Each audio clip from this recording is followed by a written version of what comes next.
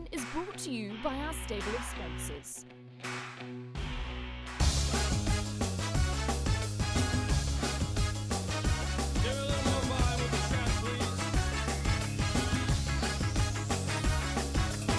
She's into superstitions, black cats and voodoo dolls. Mustang Valley shooting for Group 1 glory, a quality there, and she frames them in the Livermore. She's into new sensations, new kicks in the candlelight. She's got new addictions for every day and night. She'll make you take your clothes off and go dancing in the rain. She'll make you live a crazy life. Or she'll Durston is coming at goal. Trim has got up. Durston has got up to win it for Mickey D. upside, inside out. She's living la vida loca. She'll push and pull you down. Living la vida loca. Her lips are devil red and her skin's a color mocha. She will wear you out. Living la vida loca. Living la vida loca. She's living la vida loca.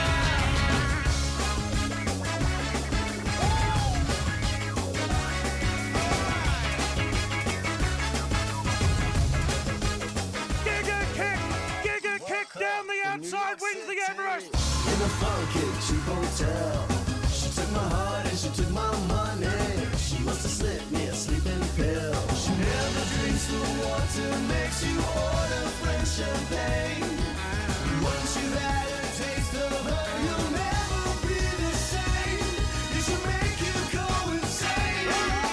Upside, inside. Epic weekend of racing, wasn't it? As you saw, there's so much going on over the weekend when it comes to the Everest, the Caulfield Cup, and of course Group 1 racing here in New Zealand.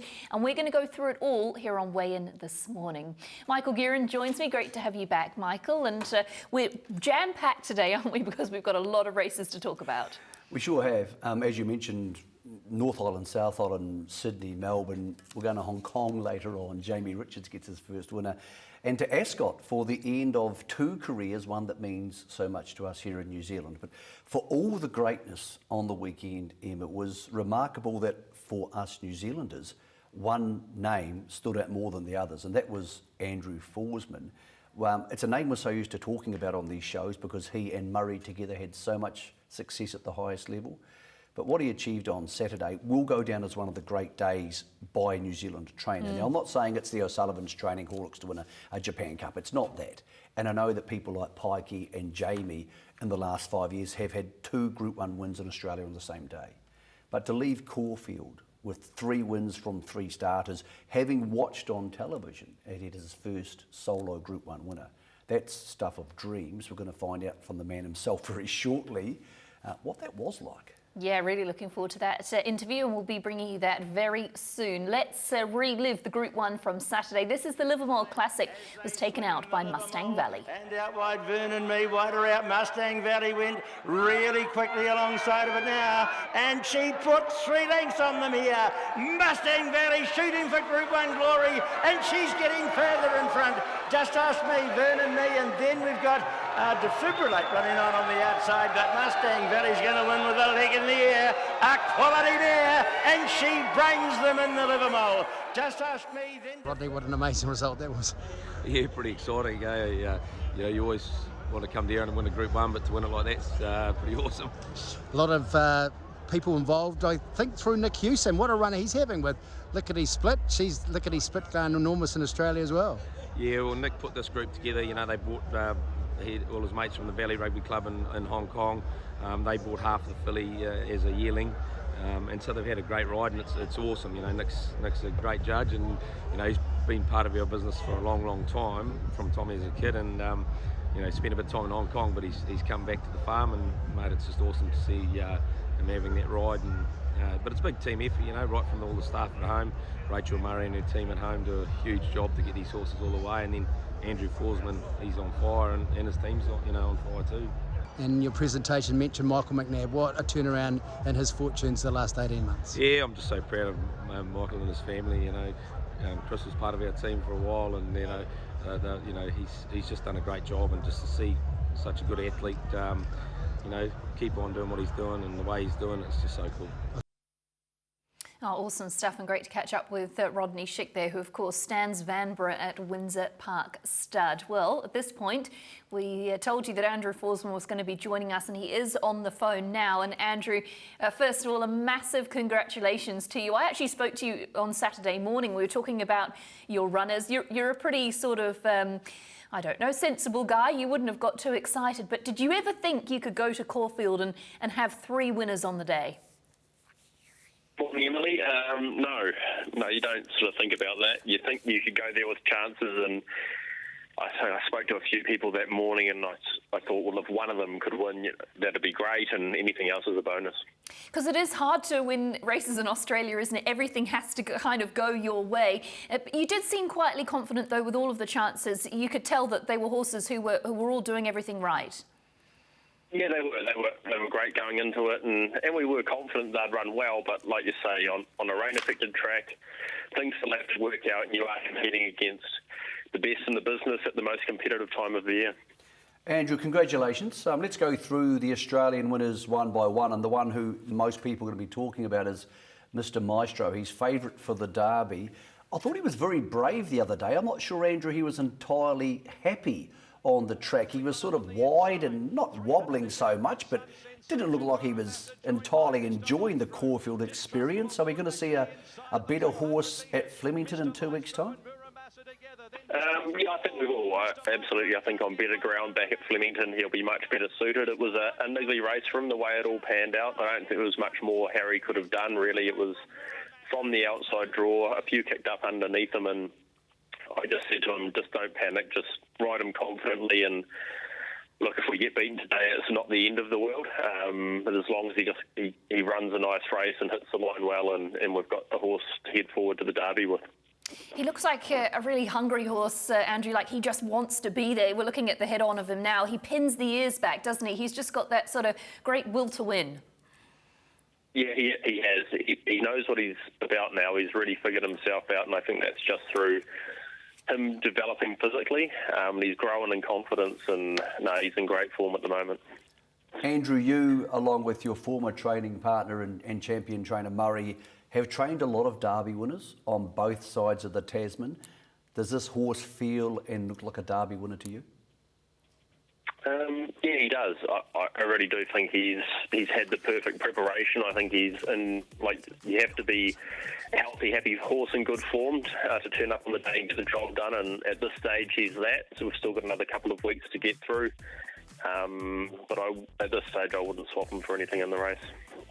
Andrew, let's move along to St Bathans, who I also spoke to you about on Saturday morning. He's quite an awkward sort of type of horse, isn't he? But again, really showing that tenacity to get up and win there at Caulfield. Yeah, he's a big, bold galloper, and still, overdoing things a little bit mid-race. He just wanted to go that little bit keen, but Dean has managed him really well his last couple, and he's slowly getting there. His manners are improving every time, and we're getting to the point where we can extend him out and trip, and he's racing well, and we don't want to overtax him this preparation. He's done a good job so far, and maybe another run or two before a well-deserved break, but he's made really good progress. What sort of race would you have in mind for him, mate? Is he a horse who can jump up to Group 3 now, or is he better off staying in a rating band and attempting something a bit more heroic in the autumn? Yeah, I think we'll just probably leave him in his grade for now while he's still a bit raw. We don't want to throw him in the deep end and undo all the good work that the staff have done with him to get him to a tractable, progressive horse. So he'll probably have a run on Oaks Day. There's a 90, 1800 for him there, which looks perfect. Andrew, as satisfying as those two were, and we'll get back to Hastings a little bit later on, it must have been incredibly satisfying to see Aegon produce that brave win in the last on the card. He's been so frustrating, and obviously he's a horse so close to your heart. This must have been a very special one. Yeah, it was. It was a great thrill to see him get back to that form. Things haven't gone right for him. We asked a lot of him in the spring as a 4-year-old, and it was probably all just too much too soon from at that stage. It's hard to go from competing against your own age group to then be thrown in the deep end against older horses at weight for age. He's not an overly robust horse, So he is a little bit difficult to place at the moment, and I guess that's why we had to bite the bullet and take him to Caulfield on Saturday, knowing that did look a suitable race for him. He didn't have all favours in the run, but to see him dig deep and get back to his better form was a huge thrill. Yeah, I bet it was. And just whilst we're looking at those 3 Caulfield winners, you had a casual Group 1 win in New Zealand. Andrew, your first in your own name. And when we came into the race, Mustang Valley was the obvious pick, and you were sort of happy with how she'd come through last week. But gosh, she really put a margin on them, didn't she? Yeah, she did. It was a pretty easy watch, really. She was going to win a fair way out, and I guess we were confident going back down there that she would handle the track. She had handled it so well when she won there a couple of starts previous. So, no, mares in form and they're thriving like her. It's pretty easy, really. You just got to keep them happy and ticking over, and she looks to have come through that race really well. Andrew, do you roll the dice with her being part owned by Windsor Park and say, let's go to Australia and try and get some black type there, a la she's Lickety Split? Or has she done enough for the spring? Because a race like the Matriarch on the last day of the carnival would seem ideal. What's your attitude toward that? And secondly, out of that question, we now see her as a wet tracker. Is that what she is, or is she going to be as potent on a 4 or a 5 or a 6? Yeah, I guess that's yet to be. I guess it's yet to unfold as to whether she can operate against the best at Group 1 weight for age on top of the ground. Her run at Matamata was on a reasonable track the other day, and her sectionals were brilliant. I thought that was a very good run, and that probably gives me confidence heading forward. So there are options on the last day at Flemington of the carnival for her. So I guess that's what we've really got to figure out in the next 2 or 3 days. We'll leave it up to the horse and talk to the ownership group and decide if it's the right thing to do or not. Having seen her this morning, I couldn't be happier. I think she's come through it better than she did through the Matamata run. So, I mean, physically at this point, there's probably no reason not to consider giving her one more before she goes to the paddock. I don't think she's a horse we have already ambitions of running through the summertime, that's for sure. So we'll just have a think about it and make the call in a couple of days. Andrew, it wasn't all beer and skittles for the entire week at Caulfield. The rain came on Wednesday and may well have cost She's Lickety Split her best 1,000 guineas chance. That must have been incredibly frustrating. She was very brave. I believe you're heading to the Empire Rose off the back of this run, and Dean Holland is booked at the 49 kilos. Yeah, that's correct. Yeah, it was very frustrating to get there on the day, and it was a similar scenario to when she was beaten in the prelude there. It was an unfortunate set of circumstances. She's got that twice now, which is a little bit frustrating, but that's racing, I suppose. Sometimes things happen that fall into your favour and work for you as far as conditions go on the day, and sometimes they don't. And for her, it definitely was against her, and I quite firmly believe probably cost her winning the race, or at least having a winning chance.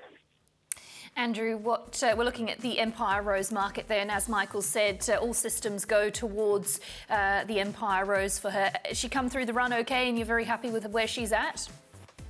Yeah, she has. And, you know, she hasn't been overly... She hasn't had a lot of racing this preparation, so I don't think one more run will be too harmful to her, and she's done a great job. She's obviously a Group 1 winner. She's Group 1 placed in Australia now, Group 2 winner in Australia, so whatever happens is a bonus Saturday week for her, but she gets in obviously nicely at the weight scale, and La Creek will be very hard to beat in that race, that's for sure, but we'll go there pretty confident will be a top 3 chance, knowing that she'll be much better suited back to Flemington, hopefully on a good track. You've had some great success, mate, in Australia over the last 10 years and some wonderful success here. How did Saturday rate when you walked off Caulfield and you had 3 from 3 and a Group 1 at home by 5.5 lengths? How did Saturday feel knowing it's your name on the stationery and how hard it is to win any race in Australia on a Saturday, let alone 3 on Caulfield Cup Day? Yeah, it's obviously a very surreal feeling. It's still, I have to keep watching the replays of the races just to make sure it actually happened.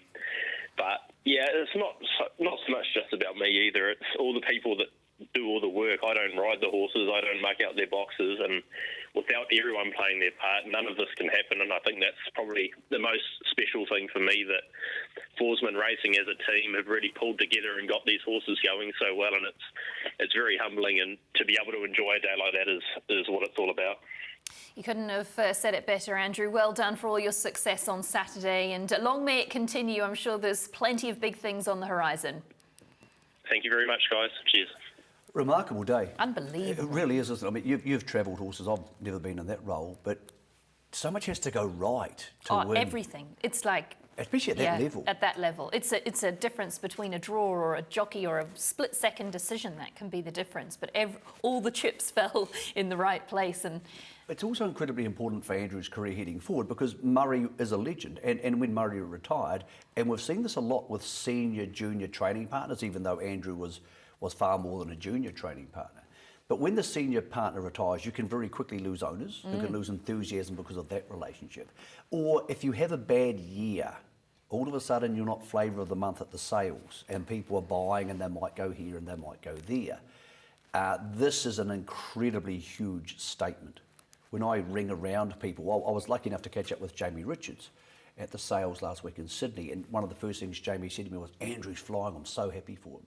And when that starts to percolate through the system, you can go to the sales like the Ready to Runs at Karaka next month, or you can go to Karaka for the yearling sales. And restock and replenish, And people want to be part of it. But enthusiasm snowballs. And if that's 2 or 3 years' time from now, you can lose staff, you can lose horses, a lot can go wrong in 2 or 3 years. This was 6 months. Not much is going wrong at the moment. No, exactly. and he needed this to go right, but you couldn't have imagined it could go this right. No. And we still have She's Lickety Spirit, admittedly against Lark Creek and the Empire Rose, but Mr Maestro's favourite for the Derby. I think Mustang Valley's a far better horse than we realised because we haven't seen a 5.5 length winner of a weight for age race here. I mean, looking at her action, it looks like the wet tracks help her, but she must be awfully good to win like that. Yeah, exactly. I mean, you can only take them on what they're doing, and she's winning by big margins too. And like Andrew said, Matamata was a much better track, and she acquitted herself, really well. So you've worked with Andrew Murray. Why do you think Andrew's making a good fist of this? He's just a good trainer. He's got a really good grasp on what the horses, need, what they do. He tailors it individually to each horse. He's just got a really good read on what's going on, and you can see that from the way he's training them and the results that he's getting. I think his race planning is very good. I don't know. Yes, very good. I don't understand the feeding and all that sort of stuff. Placing them. You do, yeah, but you can speak to him sometimes 6 weeks out and you say, we'll do this and we'll do that, which is another trait that Jamie very much had. You would speak and say, well, you're going to be here. And he would say, well, on this day, I'll be here and this person will be riding. Working back from a target. I think a lot of people in the industry are really happy for him. Sir Peter Vella texted me last night from Portugal and said, so thrilled to see what Andrew's doing for these young trainers in New Zealand. So it's a real advertisement, there's a lot of real feel-good about the whole thing. Mustang Valley's an interesting one because she's gone from being somewhere about here to about here in our horse rankings. And the matriarch may fit her, but maybe the drying track there could see her stay home. Because there's so many wet tracks now in Sydney and Brisbane in that autumn and early part of the winter. Plenty of options. She has a lot of options, yep. And it's a pretty fun time to be Andrew Forsman at the moment, albeit with a lot of work. Yep, it is. So let's move along to the other feature race on the card from Hawke's Bay. And that was, of course, taken out by Time's Ticking. This is the Red Badge Spring Sprint. Comes at it quickly over on the outside. Tavi's caught with a kick. A length on Old Town Road starting to come quickly now. Time's Ticking's coming after these. Oscillator back in behind them here. Tavi's caught on the inside of Old Town Road. Time's Ticking's winding up over on the outside. He's coming now. Old Town Road. Time's Ticking, gather them up the last little bit, perfectly judged by, dropping 2 riders went out here, 3. Unbelievable. Well, as you heard from Tony Lee, a carnage-filled Red Badge Sprint. It was taken out by Time's Ticking. Michael, obviously, Opie was aboard the winner, and I can just say, really glad that everyone's okay, post the line, obviously, after the win. But it was certainly drama-filled edition of the race. It was, and it takes away a little bit from the performance of the horse, who was very good. We're going to show you the head-on, which you can't see anywhere else. It's not on the official replays. Here is Opie, obviously on the winner in the tartan. Comes down, comes down, comes down. Horse puts its heads on the side just about here. Opie corrects. Horse ducks back in again. Collects Lisa Allpress's horse and collects Failer's head inside. Because of the jockeys behind it trying to avoid those 2 fallen jockeys, we also saw Darren Dennis and Maria Hudson hit the deck. Now, most importantly, Faye apparently had signs of concussion, but everybody else was okay. Lisa was riding yesterday, so that's the most important thing, and the horses weren't hurt. Now, Opie for that got a 6-week suspension starting on October the 30th, through to December the 9th, which means he misses the entire Cup Carnival in Christchurch, which is big money stuff, and a $1,000 fine.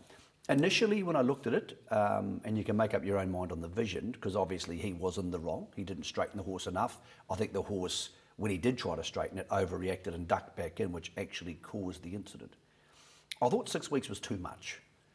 But then I rang the stewards this morning and said, how does this work? And they said the recommended starting penalty point for any incident of careless riding which causes a fall, which clearly that was, it wasn't a fall, but it was a dislodged rider situation, and there were 4 of them, is 4 weeks. And they add a week for a black type race. So that puts you to 5 weeks. So I spoke to Opie last night, as I'm sure you did, and he said, well, there's not much point appealing. He pleaded guilty, so he can't appeal the actual sentence. He can appeal the severity of the penalty, but mandatory basically is 5 weeks. So he gets 6. Courtney Barnes had a similar incident, not as apparently as what they would judge as careless, and she got 4 weeks recently. Now, 4 weeks is going to cost Courtney a lot less than Opie, but it's a black type race, so therefore they've added a bit on top. It looked a lot at the time. With that explanation, I'm far more comfortable with the 6 weeks and the $1,000. It's just incredibly bad timing. If this happened June the 1st, and again, all that matters really is that the jockeys are fine, but if this happened June the 1st, it doesn't really cost Opie a lot, and 6 weeks is probably bearable. As it is now, it could cost him quite a bit. The only bright side, I suppose, out of the entire thing, apart from the jockeys being fine, is that you now have a babysitter for the next 7 weeks. I am going to be looking 20 again. I'll be getting full night's sleeps. I tell you what, girls' night is happening. Anyway, let's get along to Ashburton for our next. The Barneswood Farm Stakes. It was an upset in this one. Speciality getting the win. Clicks it up, leads by a length and a half. Into the clear down the centre. Specialty went to her on the outside. Redmond trying to go with it. Stablemate Chipano runs on wider. Specialty went to the lead. One Kiss is trying to rally. Redmond off their heels and Chipano wider out. Specialty has the lead from Redmond. I Choose You through in the centre, but it is Specialty. Specialty and Brandon May won the Barneswood Farm. He loved it as well. Second across, potentially Redmond in photos, to nearly give it a quinella for the Bruce Tapavama Ramit stable. I Choose You not far away. Loved the celebration, loved it on the line, did Brandon May, and apologies for calling it Speciality. Specialty, obviously the name of the horse, and it was an upset win, but a really special win, wasn't it, as the horse's name alludes to? It was cool. First, congratulations to Brandon, because clearly he enjoyed that, but for Bruce Tapper, a guy who, along with Vama Ramhit, only has 14, 15 horses in work, and he's quinelled a stakes race, and he's beaten some of the big North Island barns like Tiako. I spoke to him last night. He was just stoked. And both these horses now are going to head to the 2,000 guineas. I said, have you ever had a guineas runner before? He said, yep. He said, I had one in the 1,000 guineas last year, and it ran last. So he's just so excited. He said, it's a privilege to have horses in these races. He was so stoked. And Vama Ramhit is a guy who came across from Mauritius and worked for John and Karen Parsons, and then went north, and he said, Cambridge ain't for me. I just don't want to be here. He rang Bruce and said, can I come work for you? And Bruce, who has Clearview Racing, which of course also stand John Snow at Stud, he said, yeah. And they've been together now for 16 months or 15 months, and here they have 2 horses in a 2,000 guineas, which is remarkable. So exciting, for a small barn. Now, just with this market, and this is important, we've seen Peer in the Hawke's Bay Guineas, we've seen Cognito, they are there. Dynastic heads to the Sarton this Saturday. I spoke to Mark Walker yesterday. He said he will need to improve and go well in the Sarton to go south. So there's no guarantee. He's probably going to be there, but there's no guarantee in that he's going to go down to the Guineas. So be very careful with that market. Sarton this week will tell a lot of the tale of who heads on the plane to the south. I said, what did you make of last week, Mark? He said, he's a colt. I've had colts do that before.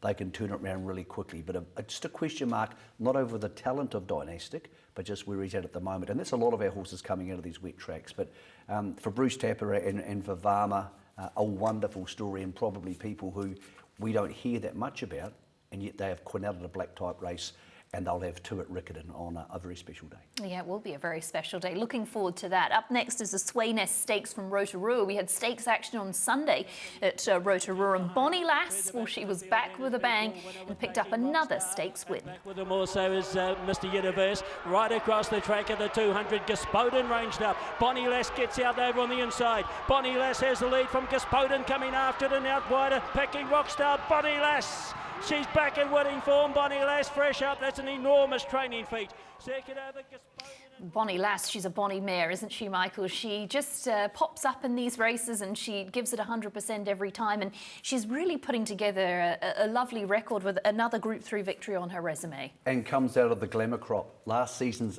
3-year-old crop was the Glamour Crop. It's contained the winners so far of the Foxbridge, Imperatrice, Dark Destroyer, who won obviously the Tarzino, La Creek, who won the Arrowfield, Mustang Valley, who won the Livermore, and now she's turned up and won this. So that 3 to 4-year-old crop has been absolutely outstanding. She'll go to the Counties Bowl. Well done to Richo and to Rogan for the training performance here. Counties Bowl, November 19, then into the Railway, which of course is at Tarapa this year. So the Railway at Tarapa on January the 1st. She's won there before, so that's not necessarily a bad thing. Yeah. And with Entre Vier retired, Levante heading to Victoria, so she may well not be in the Railway. I don't know that for sure, but she may not well be in the Railway. And Imperatrice is getting Centigrity this week. They said with Imperatrice, she may not race again this campaign, or she might be freshened up and come back for the Railway. But there's still a bit of a hole there in the sprinting ranks. And Bonnie Lass can put herself in races and therefore gives herself a chance. Thought the 2 Lauren Brennan horses out wide were really good. Yeah. And just on Richo and Rogan too, obviously Defibrillate was really good in the Livermore, and I think he's going to be a really strong addition to our weight for age rank. So they've got some firepower to play with, and they'll be factors in some pretty serious races over the summer. Yeah, Defibrillate was really eye-catching, wasn't he, in the Livermore Classic. There was also the Stephanos Classic on the programme from Rotorua as well, and we can have a little look at that now. This one was taken out by the old boy, Roger That. Runs between them. They come down the home straight, further out, Le Sablier. Roger That took the lead at the 150. From on the inside, we've got Z4s. Aromatics getting out late, so is Le Sablier. Roger That. Aromatics coming after it late. Roger That, the former Auckland Cup winner. He's back in the winning groove. Roger That won it. Second over Aromatic, third over Photos. Back in the winning groove, all right. Roger That bounces back into the winner's enclosure, Michael, and you can never count him out, can you? He lobs up when you least expect it. Oh, it's such a tough thing when you win an Auckland Cup. You get so high up in the weights that, you know, for about a year he was carrying enormous weights, and then he had to go to weight for age for a couple of races, where he was actually relatively competitive. But it's tough for a horse like him, because when you go to handicaps and distance handicaps, you're going to cop a big whack. Yeah. And when you go to weight for age racing, he probably doesn't have the change-up speed to win the best weight for age races. So I think he was beautifully placed here, and Lindsay Satherley rode him like a stayer, and that was what enabled him to win over the 1950. I think he's a better horse than maybe we've realised, Roger That. But yes, when you win an Auckland Cup, it comes with a fair whack of weight for a horse who's not good enough to go to Australia and therefore drop back in the weights. Yeah, exactly right. Well, let's get you off to a break here on Weigh In, and we leave you with loveracing.nz's Ride of the Week. And this week, we say a big well done to Rohan Madhu on Senor Uno at Ashburton. Barneswood Farm starting point and away now.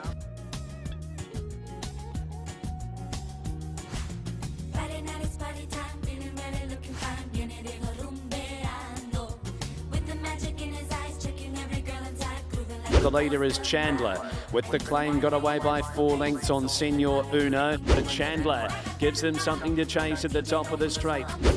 On the outside, Senor Uno coming at it. Senor Uno comes at venturesome. It's Senor Uno though. Senor Uno won it.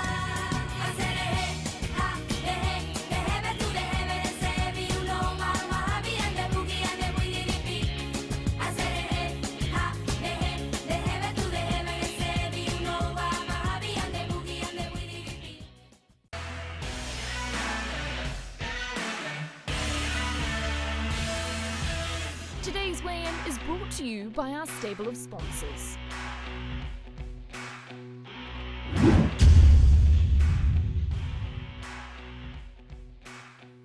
Well, it's now time for You Weigh In, and it's a special one this week. A big well done to Michael Preston. You've got a $100 bonus bet from the TAB coming your way, and that's because you nominated Trevor Harrison and his horse Boy for a very special reason. Trevor has been nominated for the FEI Against All Odds Award, something that Trevor should be very proud of, and voting actually closed on Sunday the 16th, so yesterday, and we'll wait to hear the result. The FEI Against All Odds, tell you a little bit about that, is for an inspiring individual who's pursued their equine ambitions and overcome challenges and obstacles along the way, and Trevor is most definitely a prime candidate to that. Well done for Trevor for the nomination in the FEI Against All Odds, and a big thank you to Michael Preston for writing in to the show. If you want to weigh in, if you've got a hero of the week, get in touch with us. You can see at the bottom of the screen there, weighInNZ@gmail.com or via social media, and there'll be a winner announced next week. Caulfield Cup time. We're going to get into the Caulfield Cup. And before we do, I want to ask you a question. What meant more to you on Saturday, the Everest or the Caulfield Cup? it's an interesting one, and it was one I was going to bring up in the Everest because I think the modern era, the new era, is the Everest. I never would compare it to the Melbourne Cup. It's not the same. But once upon a time, somebody said, I'm going to run a race at Victoria over 3,200 metres. And everyone would have said, you're mad. What are you doing? And this is it. This is our new, this is what the young people want. It's fast-paced, it's big money. What it's become. 46,000 people singing Sweet Caroline, which may not be everybody's cup of tea, but to see that and to have that integration where the whole, I was in Sydney last week, the whole of Sydney talking about lives one it, thing. breathes it. It's very well done, very well. They've done it well. That's exactly what they have. And Volandis has a lot of people who knock him. This whole Melbourne City thing gets a little bit tedious after a while because they're both great stuff. In the same. It does, but let's talking of Melbourne, let's do the Caulfield Cup. We'll run out of time. We won't be able to see either of them. Here's Durston winning the Caulfield Cup with Mick D. From Numerian nonconformist, Smoke and Romans darting back to the inside, and Gold Trip is now chiming in very strongly at the 200. Gold Trip up to Numerian Knight's Order, and then came Durston getting out. Gold Trip, 100 metres to go just in front. Durston is coming at Gold Trip and got up. Durston has got up to win it for Mickey D from Gold Trip. Photo third. Numerian or Knight's Order. Vow and Declare behind. Well, Durston was an emergency. He was only got into the race because of the scratching of Maximal, and Mick D, you could see how elated he was in his post-race interview. It meant so much to him, and a nice Kiwi connection. Really proud of the expat. Yeah, two Kiwis, obviously. Chris Waller trains the horse, which just seems about normal these days. Just assume. Yeah. He's going to train a major winner on a big race day. Mickey D, that's his 7th Group 1. And look, the pride of Napier Boys High, and a lot of people forget, you know, he's a guy who grew up in the Hawke's Bay. And he could have easily been riding at Hawke's Bay this week, and that would have been great too. But he took the opportunity to move to Victoria, got into their apprentice system, which is not easy to do. And when you talk to serious players in Victoria, they rate him. They say, more than happy to have him on a big race, which is incredibly hard to do when you don't have that huge reputation that J-Mac or Michael Walker had. Interesting horse. They brought it out from England, and Highclere still own a lot of the horse, but had a tendon as a 3-year-old, and then, had a suspensory injury as a 3-year-old, and at 4 did a tendon. Well, anybody who talks about buying a horse and bringing it out from England, which is an expensive business, and someone said, oh, by the way, this has had a suspensory and a tendon, you're like, no, thank you. Well, lucky they did. I don't want to be part of this. And now Mickey D, who got suspended for that ride for just coming across heels there in the last 200, he has a ride in the Melbourne Cup. So he's on the 3rd line of betting, I think, for the Melbourne Cup. Probably not a glamour horse, gets into the race 4th line, 3rd equal line of betting. I must admit it's a very open Melbourne Cup. Yeah. And when you think about that European form, because obviously Gold Trip came out of the French races and a former European horse as well, then you see Huya Mal, who was sold for 1.2 million guineas on the eve of Ascot, who ran 2nd in the Derby. So his European form is superior enormously to a horse like Durston. So that'll be really interesting to see how that unfolds. You've got to be in to win, haven't you? You do, and it's, you know, these Europeans are semi-dominating it now. Just with the favourite, Smoke and Romans from White Robe Lodge, of course they bred him. Got back to the inside of the track, which probably wasn't the place to be, but he still didn't run past Knight's Order, so he hasn't performed to the form of the week before. Did look a touch unlucky, but hard to imagine the way the winner went, or the second horse, that he was going to beat them no matter what part of the track he got on. We spoke earlier about the magnitude of the Everest and what it has become in recent years. Here's a little look at the replay, and it was taken out by the 3-year-old Giga Kick. Head up the rise and a thriller here on the Everest and Nature Strip, given the cue by McDonald, and the champ races to the lead by a length on Eduardo. Private Eyes running on, then came over past Shades of Rose, Jacquino and Giga Kick. Nature Strip a length in front, Private Eye, Giga Kick down the outside, wins the Everest. The unbeaten 3-year-old's done it. Giga Kick beat Private Eye. Then Nature Strip, Jacquino and Marzu. Stunning performance by Giga Kick, Craig Williams and Clayton Douglas. There's so many storylines here, Michael. $15 million, life-changing for Clayton Douglas, who's 27 years old, and this horse has remained unbeaten. It's actually only 2. I think it turns 3 this week or next week. So unbelievable result. And then you add to that the crowd there at Randwick on Saturday and what the Everest has become. It's a big, big day now on the racing calendar. It's massive and huge money. The support races, the Sydney Stakes was $2 million. First of all, Nature Strip. So we'll talk about the horse we all know. He didn't perform to his maximum, didn't perform to his TJ Smith level, his Ascot level, or in fact this race last year. He was going very slow the last 100 metres, and so they swamped him, but he was beaten by 3 other horses, and Jacquino got past him just after the line. So he didn't perform to where he can, but he did have quite a hard run wide, which was dictated to him by the horses outside him. On the winner, immediately you think, okay, well, there's no New Zealand interest in a scissor kick horse, who's the stallion of Giga Kick, but there's a heap of New Zealand interest in him. This horse the breeding was decided by Dean Hawthorne. Now, Dean is one of this number of outstanding agents we have in New Zealand who many people don't hear of, and they do things behind the scenes because galloping's such a layered industry and there's so much big money involved. And Dean is incredibly respected. No matter where you go to the sales in Brisbane or the Gold Coast, last week in Sydney, people believe what Dean tells them because he's got a lot of integrity and he's well respected. So he works for Jonathan Munns. They're the Jonathan Munns colours, as you would well know, but we're telling the people at home, they're the Super Seth colours. And Dean was instrumental in not only getting this horse bred, because it was an older mare, and he said, let's go to Scissor Kick, we'll get a stallion nomination there with this mare. And then when the horse was foaled down, they were going to send it to the sales during COVID. And Dean made the decision with Jonathan, who's his boss in that regard, and said, look, let's not send it. It's not commercial. We like the horse. He's improving all the time. Let's race him. So twice he made decisions which have enabled Jonathan to have a horse who wins the richest race in turf in the world. So and there's so many agents and people in New Zealand who, as you well know, have those fingers in those pies. Mm-hmm. But I've spent a fair bit of time with Dean over the last 5 years. He's open with his opinions. He's very honest, great integrity. I think he had a headache yesterday morning because he was pretty stoked because their operation, and he has a separate operation, he does his own work as well, but the operation he has with Jonathan produced a horse who's now unbeaten.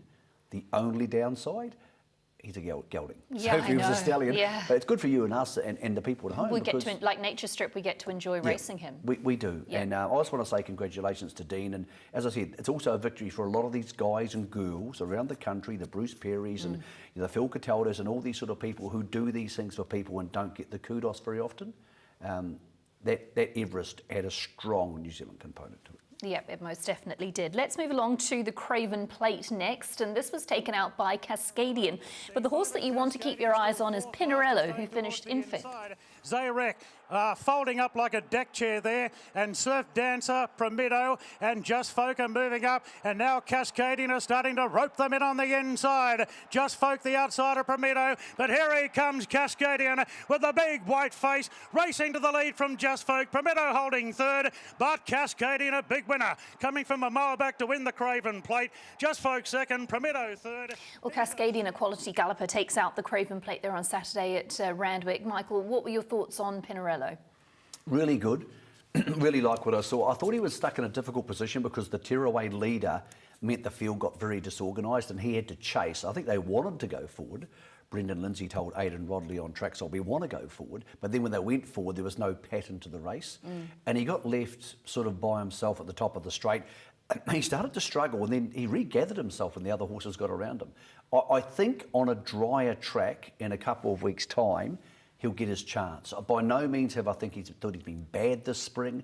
I just don't think he's been in 2 races that suited him the way they were run. can't take anything away from Cascadian. Wonderful horse. J-Mac must have been laughing at the 600 because there was so much tempo. They were going to come back to him. So, yeah, Pinarello, one more start likely in Sydney. And I think Roger James, I spoke to last week in Sydney, said, we just want a dry track. Yeah. That's been so hard to find across all of Australia, hasn't it? Let's get you to the St Leger Stakes next. This is the fourth coming in from Randwick, and Stockman, the New Zealand bred, was the winner of this one. Stockman went to second. Cartwright and Awar, he looks gone. And Stockman moved up on the outside of Sacramento with the Rapaho running on well. It's Stockman getting a half to 3/4, now a length clear with the Rapaho coming down the outside. It's Stockman shown the whip there by Clipperton, drawing clear. It's his day-to-day, Stockman, and he goes on to win the St Leger Stakes, beating Arapaho. Sacramento third, they gap the rest. Chalkstream fourth. Well, and under the whip by Sam Clipperton, found again, didn't it, Stockman, really attacking the line well? Every week in Sydney they have a 2,000 metre or 2,000 metre and longer race worth a stack of money, and every week it's won by a New Zealand bred horse or a European horse. It's remarkable. The Australian horses just don't factor in them virtually ever. And this one's obviously a New Zealand bred. He's been a really good galloper. That was a $500,000 race. And now he's into the Melbourne Cup. He was unlucky in the Metro. So, look, I'm not saying he's going to win a Melbourne Cup, but when you see what he's doing, what those Go racing horses like the Lord Ardmores of the world do in these races week in, week out in, that's our envelope. Apart from derbies and those races, that's our envelope where we can go with those older type horses and make them profitable, I think, whether it's hit and run missions or sending them there and leaving them there, because it's the one place where our horses just win money every Saturday in Sydney. Yeah, they do. There's more New Zealand breds than we can squeeze into the show often here on Weigh-In. Well, up next, the Gloaming Stakes. This was actually run on Wednesday at Warwick Farm because of the abandonment of Randwick the week before. Sharp and Smart proved too tough to take out the Gloaming. Looking for a gap between them. Machelade is just the leader at the 150. Sharp and Smart fights on. Williamsburg keeps coming. It's Machelade, Brave, the head in front. Coming back, Sharp and Smart. Bob of the heads here. This is a desperately close photo. Sharp and Smart came back on Machelade. Inches away, Williamsburg third. It was a real Kiwi staying effort, wasn't it, Michael? You get headed, you pick yourself up, you keep finding, and you're the best stayer on the day, and Sharp and Smart proved exactly that. I know it was 5 days ago now, but well, this is worth showing. And just to see here, the second rider loses his whip, which may have cost him in the finish. Boom, that's gone. That might have been handy later on. But I tell you what, Sharp and Smart was really good. And well done to Graham and Debbie and the team with this horse, because they put their cards on the table. They went to the Brisbane Carnival with a horse who was massively unproven. They've then gone back to Sydney and said, we'll take on a $500,000 race. That's no small deal, $500,000. And then they're going to go this week to the Spring Champion Stakes. So Spring Champions is Saturday. Now, it will be stronger. There's the photo, and he had to want it to be in this photograph. Although, as you said, rider dropped the whip. I wonder if that was the point he came back. He seemed to, well, it would have helped. Yeah. Spring Champion this week will be a lot tougher because Elliptical will be there. Golden Mile, they were talking about going there. Apparently he's going to another race. But he's second favourite, and if it's wet, Graham says he'll be just as good on dry, but at least he's proven in the wet. So he's got two options there. Now, after the Spring Champion Stakes this Saturday, which is in Sydney, on Monday he heads down to Victoria and he'll take on Mr Maestro in the Derby. So he's in both markets. It makes for a hell of a month to attempt both those things. In saying that, Graham's attempted it before with Savabeel racing in the Cox Plate, then a week later going to the Derby. So this involves travelling in between states, but it gives, when you look at that market, New Zealand, two really good locally trained horses. And I'm not sure how good this horse is. I don't think any of us know yet. Graham said he'll be a better horse next year. And if he's going to be a better horse next year, they're in for a lot of fun. Yeah, they most definitely are. We're going to get you to a break on Weigh-In on the back of that. International news, and we kick things off with Jamie's first Hong Kong winner.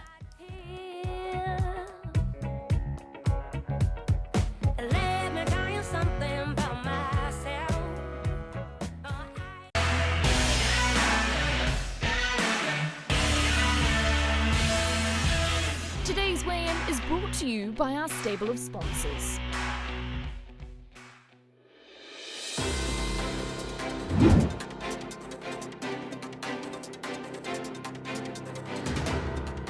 Hi, just love Really? that. That's like Really? my part of the I take one week my off part of the show. And you I've get a taken over. bobblehead? Yeah. Hey, just so you know Actually- around here, Michael, it's, you know. For people watching at home, Emily's head is actually that big in real life. Righto. I think we've got about 8 minutes left, so we've got to crack on and start the news. Number one, Jamie Richards trains his first Hong Kong winner. So special, a horse that he formerly trained in New Zealand, obviously, and he did it in very decisive fashion. Yeah, I spoke to him last week at the sales in Sydney. He said, yeah, I'm loving Hong Kong. He said, it's different, and I'm having to train them differently. You can't work them as hard. Recovery is crucial because of the humidity. He's loving it. He'll be back here for the sales at Karaka for the ready-to-runs. There's him and Danielle, it's their fiancée. He's loving life up there, but he said it's a learning curve, a lot of learning to be done, a lot of dinners, a lot of talking behind the scenes, growing the ownership base, coming back to Karaka for the ready-to-runs to buy a couple. He's looking forward to getting home and seeing everybody. I get the feeling he's a little bit homesick, but I get the feeling he's very happy doing what he's doing. When those winners start rolling in, I'm sure he'll get less homesick. Well, I think it's almost in a case that he's such a strong family person, Yeah. but he's really loving it, and he bought 2 at the Sydney sales last week. He's got the right personality for the job. Left the sales, flew home overnight to be at this race meeting and train his first winner. He said, I was only disappointment I had. I wanted one on my first night. I thought that's the most Jamie thing anybody could say. Setting the bar pretty high. Our second bit of news is very elegant, and she might have had her last run in Europe. Here she is. Not in the colours that we're used to seeing her in, obviously, but very elegant. Michael, what can you tell us? Is she retired, or is there another run for her? She won't be seen again. There's no point. So this is Quipco Day. This is Champions Day at Ascot. So this is serious horses, and this is Emily Upjohn winning, who will go to the Arc next year. So these are proper horses, fillies and mares over 2,400. But nothing about this campaign has gone right for this mare. I'm a great believer you should never change your horse's colours. I know that hasn't affected her, but it sure as hell hasn't helped. She's had 4 runs in the Northern Hemisphere. She's had 1/3 in a moderate race. She's had no luck, but she's had enough. And now the owners are meeting over the next 24 hours, some of them still based in New Zealand. I'm certain they'll retire her. And then the question is, do you go to Dabawi or do you go to Frankel? Oh, there's plenty of options. And then come home, or Kingman? Or do you bring her down here and serve it, I would presume, in Australia somewhere in the Hunter? I think they'll put her in foal to one of those 2 great stallions because it's such awesome blood to bring home. Whilst she's there, you have the opportunity. I think they'll do that, but look, she owes us nothing.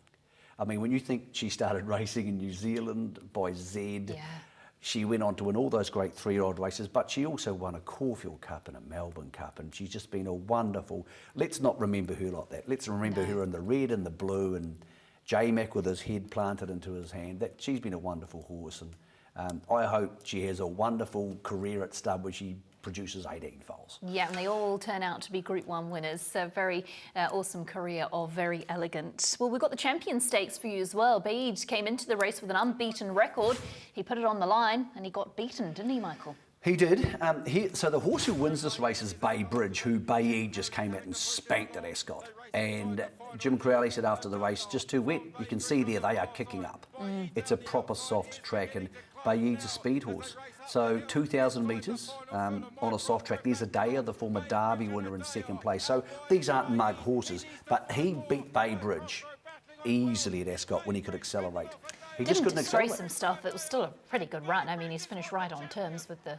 It just wasn't Not Baid, him, though. no.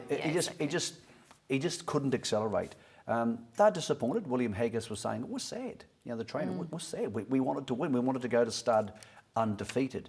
Would have been 10 from 10, wouldn't it? It would have been. And it also, so often we give these horses the best horse in the world tag, and now that will bounce to Flightline, the American horse. Nature Doesn't strip it at it at just some stage. It hurts them when they get it. home what Winks did? You know, you see it Or so often. Or Frankel. Yeah. Or Just, Frankel. I mean, to go all tracks, all distances. Black Caviar. Fresh, not fresh, you know, end of a prep. It's unbelievable. Agreed. It's incredibly hard to do. And look, the track got him. I think everybody will pretty quickly forget that. And he'll obviously have a very commercial start to his stud career. But I sort of wanted to see him retire undefeated. But Bay Bridge turned up on the day and produced, and Adea was very good there. I hope they keep him in training for next season. Yeah, exactly right. And before we go, we're nearly at the end of the show, Michael. What have we got to look forward to next week? I think there's a big announcement coming out from the TAB. I think the landscape of New Zealand racing might change pretty shortly. We've got the Cox Plate this weekend, which doesn't have a strong New Zealand trained component. We've got also coming up the Sarton out of Te Rapa, which is going to be crucial. Yeah. So there's the Cox Plate market. Trackside will give you bulk coverage of this. They'll have previews on Friday morning. They'll be talking about it all week, and the race itself will be on early Saturday night. But I do think the TAB is going to start making a push for some very strong New Zealand-centric activity in the next month or two. We're going to talk about that on weigh-in next Monday, so stick around, because today was racing, next week's going to be racing and some big issues. We've got a responsibility to bring those to you, and yeah, I think stick around your media the next couple of days. You might see some pretty big announcements coming out about the plans for the TAB and the plans for thoroughbred racing in this country. So we'll make sure it's part of our show next Monday. And before we let you go, Michael, you asked me Caulfield Cup or Everest. What about for you? What did the weekend bring? I think the Everest. Oh, you paused. I think the Everest is the race that you'd want to win because it's more money. Yeah. If someone said which would you rather go to, I think the Everest is better done. I think it's a wake-up call for Victorian racing. I think they need to pull their finger out and do their racing better. Not that it's bad. They need to do it better if they're going to compete with the Everest. But television coverage and media coverage is everything. And they are getting far more because they pay for it. Yeah, true. Yeah. Yep, there you go. Well, there you go. Everest wins the weekend. That was it from us here on Wayne. We'll be back next week, as Michael said, with plenty to look forward to.